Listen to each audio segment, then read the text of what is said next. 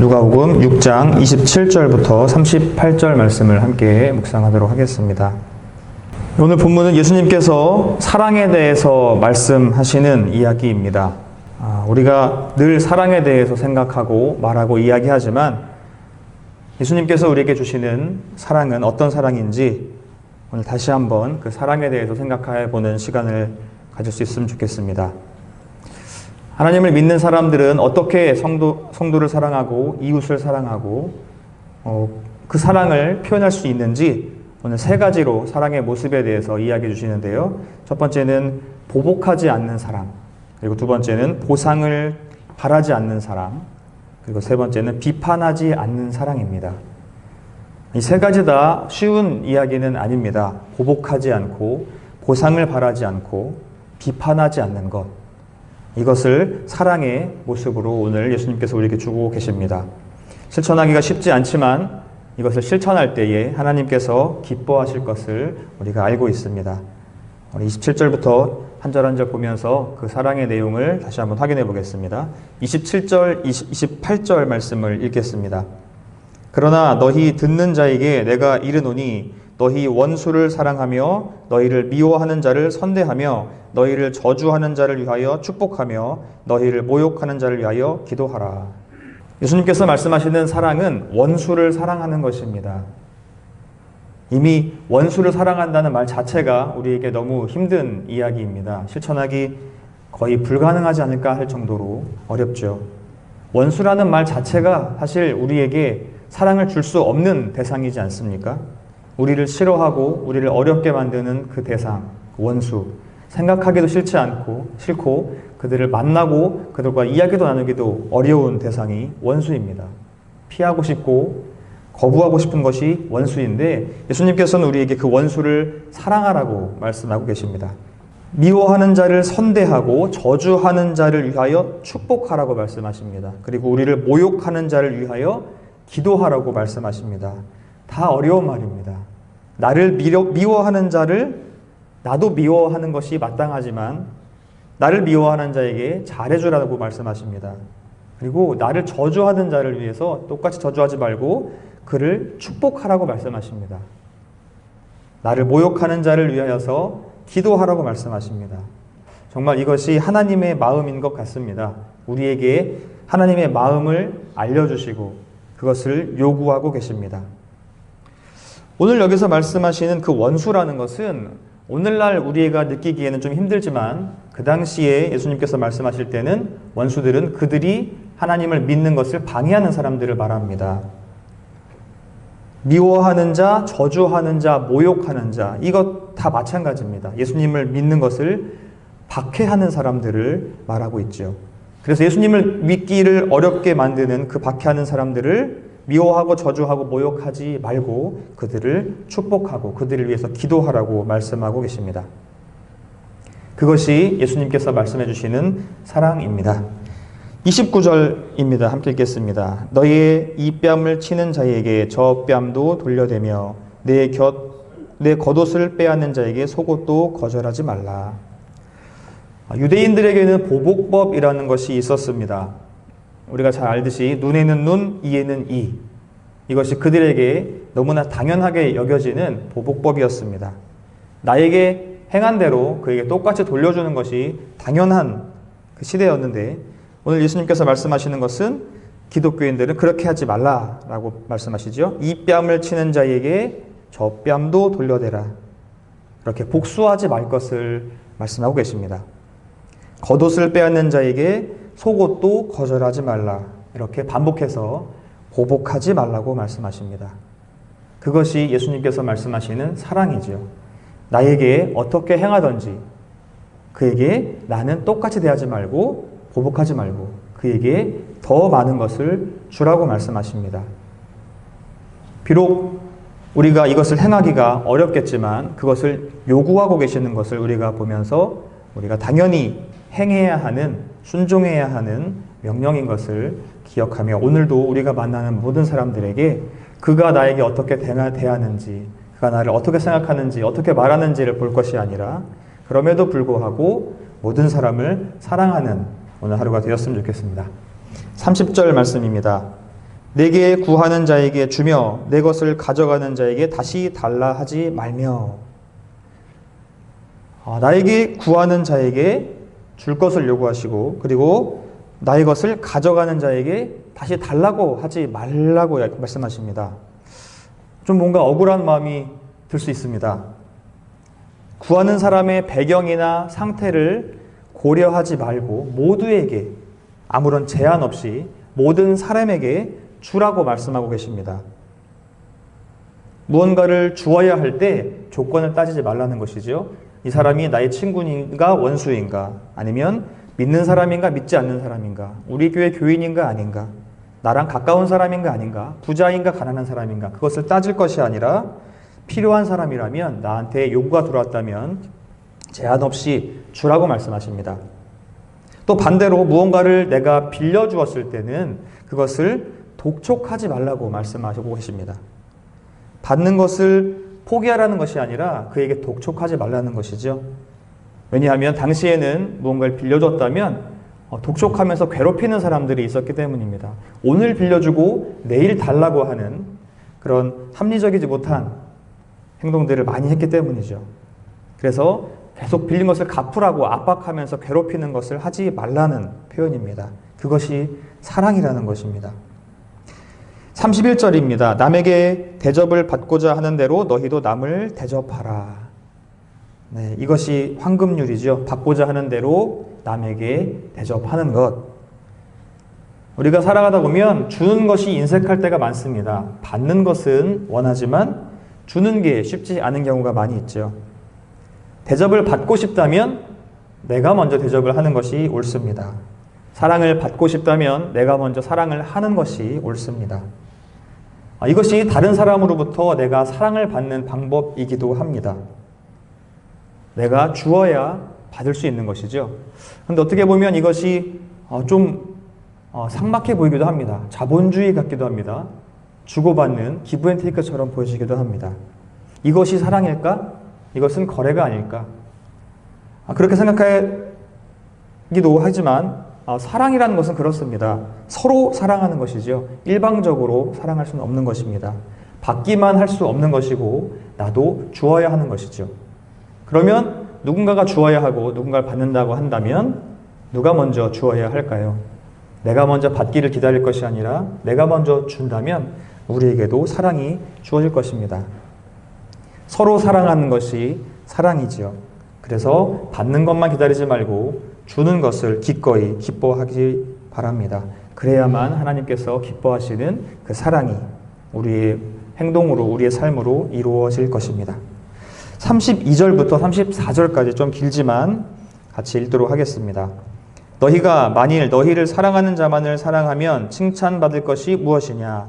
죄인들도 사랑하는 자는 사랑하느니라. 너희가 만일 선대하는 자만을 선대하면 칭찬받을 것이 무엇이냐? 죄인들도 이렇게 하느니라. 너희가 받기를 바라고 사람들에게 꾸어주면 칭찬받을 것이 무엇이냐? 죄인들도 그만큼 받고자 하여 죄인에게 꾸어주느니라. 받고자 하는 대로 주는 것도 쉬운 것은 아닙니다. 내가 받는 것을 원하지만 다른 사람에게 그만큼에 해당하는 것을 주는 것이, 먼저 주는 것이 쉬운 것이 아니라는 것이죠. 그렇지만 예수님께서는 그것보다 더 어려운 것을 요구하고 계십니다. 나를 사랑하는 자만을 사랑하는 것이 아니라 나를 사랑하지 않는 사람들도 사랑하라고 말씀하십니다. 나에게 잘해주는 사람에게만 사랑하는 것이 아니라 나를 힘들게 하고 나를 괴롭히고 나를 미워하는 사람에게도 사랑하라고 말씀하십니다. 나에게 돌아올 보상을 위하여 사랑하는 것이 아니라 순수하게 사랑을 주라고 말씀하십니다. 하나님을 믿는 사람들의 사랑은 그렇게 수준 높은 사랑이어야 합니다.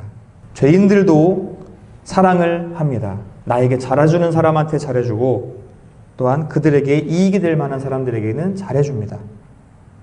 그것은 하나님 보시기에 사랑이 아닙니다. 원수를 사랑하는 것, 나에게 잘해주지 못하지만 그 사람까지도 사랑하는 것, 뭔가를 받기를 바라며 사랑하는 것이 아니고 그저 주는 것, 그것이 하나님께서 우리에게 말씀해 주시는 원하시는 사랑입니다. 35절, 36절입니다. 오직 너희는 원수를 사랑하고 선대하며 아무것도 바라지 말고 꾸어주라. 그리하면 너희 상이 클 것이요 또 지극히 높으신 이의 아들이 되리니 그는 은혜를 모르는 자와 악한 자에게도 인자하시니라. 너희 아버지의 자비로우심 같이 너희도 자비로운 자가 되라. 지금까지 사랑에 대해서 말씀하셨는데 이 말씀을 요약하고 정리하고 계십니다. 사랑에 대해서 요약한 결과는 무엇일까요? 너무나 간단합니다. 원수를 사랑하라. 지금까지 이야기한 것은 결론이 그것입니다. 원수를 사랑하라. 선대하라. 아무것도 바라지 말고 꾸어주라. 그러면 결론이 어떻게 될까요? 그러면 상이 클 것입니다. 그 상은 무엇이냐면 지극히 높으신 하나님의 아들이 될 것이다. 이것이 상입니다. 물론 하나님의 아들이 된다는 것은 우리가 잘해서 얻어지는 자격이 아닙니다. 우리가 사랑을 실천하고 행할 때 하나님의 아들로 인정받을 수 있고 사람들에게도 그렇게 보일 수 있다는 것이죠. 왜 그럴까요? 하나님이 그렇게 사랑이 많으신 분이고 하나님을 우리가 닮았다는 것을 인정할 수 있다는 것입니다. 하나님은 인자하신 분이십니다. 그래서 악인에게까지도 인자하신 분입니다. 의인에게만 사랑을 주시는 분이 아니라 악인에게까지도 올바르게 행동하는 사람에게만 주어지는 것이 아니라 뭐든지 잘하지 못하고 어렵고 힘들게 또 하나님의 뜻을 따르려고 하지만 따르지 못하는 사람들에게까지도 그 어떤 사람에게도 하나님은 그 은혜를 똑같이 자비하심을 주고 계십니다. 오늘날 우리가 하나님의 사랑을 받고 있는 것을 느끼고 살아가고 계십니까? 우리의 일어나고 또한 눕는 데까지 하루의 모든 일 가운데서 하나님의 은혜와 자비가 끊이지 않고 우리에게 주어지고 있습니다. 그 주어지는 하나님의 사랑이 무엇으로부터 인함입니까? 우리의 성실함이 아니고 우리의 의로움이 아니고 하나님의 인자하심 때문입니다. 우리가 선인이어서가 아니라 의인이어서가 아니라 우리가 악인임에도 불구하고 우리에게 그 인자하심이 매일매일 부어지고 있습니다. 그의 사랑과 은혜는 올바르게 행동하는 사람에게만 주어지는 것이 아니었습니다. 의인이고 선한 행동을 해서가 아니었습니다. 비록 우리가 하나님의 사랑을 받을 자격이 없지만 그렇다 할지라도 하나님은 자비로우신 분이시고 사랑이 넘치는 분이십니다. 그래서 원수를 사랑하는 것, 그것이 하나님의 사랑을 닮아가는 것이고 우리가 그렇게 어렵지만 원수를 사랑하며 실천하며 살아가야 하나님을 닮아가고 하나님을 따르는 하나님의 아들이라고 인정받는 삶을 살게 될 것입니다. 오늘 하루 가운데 비록 우리가 힘들지만 하나님처럼 우리에게 사랑받을 자격이 없는 그 사람들을 사랑하는 사람이 되길 바랍니다. 마지막 37절, 38절입니다. 비판하지 말라. 그리하면 너희가 비판을 받지 않을 것이요. 정죄하지 말라. 그리하면 너희가 정죄를 받지 않을 것이요.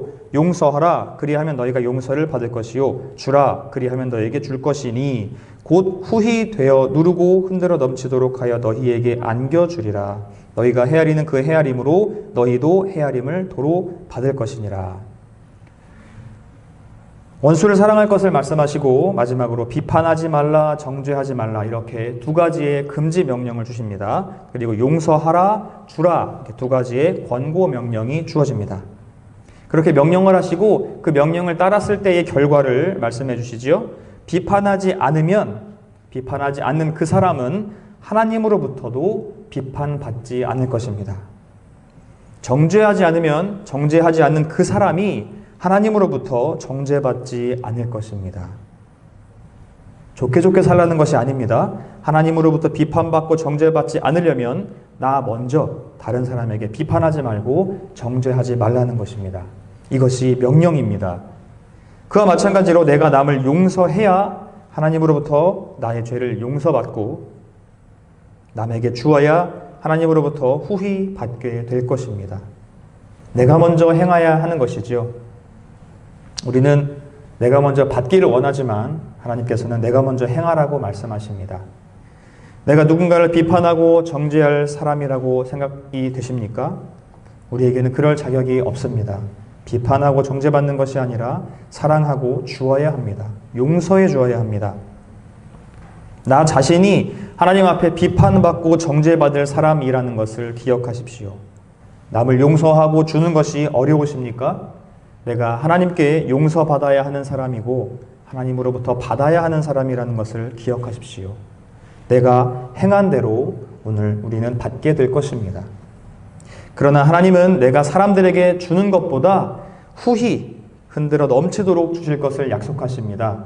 우리가 비록 힘들지만 그렇게 사람들에게 받은 만큼 주는 것보다 더 많은 것을 주려고 노력하는 하루가 되었으면 좋겠습니다. 하나님께서는 우리가 그렇게 선대하는 것을 반드시 기억하시고 후히 우리에게도 주실 것입니다. 성도 여러분, 사랑은 막연한 감정이 아닙니다. 사랑은 실천입니다. 그 실천은 내가 인정되는 사람에게만 하는 것이 아니라 원수에게까지도 그 사랑이 실천돼야 하는 것입니다. 그래서 사랑이 어려운 것이죠. 나에게 잘해주는 사람, 나도 잘해줄 수 있습니다. 예수님은 그것을 사랑이라고 말하지 않으셨습니다. 죄인들도 그렇게 한다라고 말씀하셨습니다. 예수님을 안 믿는 사람들도 나에게 잘해주는 사람한테는 잘한다는 것이죠. 성도는 나를 힘들게 하고 나를 어렵게 하는, 나를 핍박하는 그 사람을 사랑해야 합니다. 하나님 아버지가 그런 분이시기 때문입니다. 그래서 우리는 그분을 닮아가야 합니다. 원수를 사랑하는 것이 얼마나 힘들고 어려운 일인지 우리는 너무나 잘 알고 있습니다. 그러나 그만큼 쉽지 않은 것이 사랑이라는 것을 기억하면서 그 어려운 사랑을 하나님께서 우리에게 주셨는데 우리는 이 작은 사랑을 실천하는 것을 조금 더 노력해야 하겠습니다. 내가 원수를 사랑하는 것이 때로는 억울하다고 느껴질 수도 있습니다. 그렇지만 사랑할 수 없는 사람을 사랑하는 것이, 그것이 하나님의 사랑이라고 생각하면서 내가 하나님으로부터 그 사랑할 수 없는 사랑을 받고 있다고 생각하고 그 감격으로 하나님께 보답하는 의미로 우리 원수들을 사랑하면 좋겠습니다. 오늘 하루도 하나님의 그 인자하심과 자비하심을 닮아가는 성도가 되시기를 축복합니다. 나에게 잘해주는 사람, 내가 좋아하는 사람은 물론이고 나를 힘들게 하는 사람을 의지적으로 사랑하는 하루가 되시기를 바랍니다. 그 사랑으로 인하여서 하나님은 우리를 더욱더 사랑해 주실 것입니다. 아멘. 함께 기도하시겠습니다.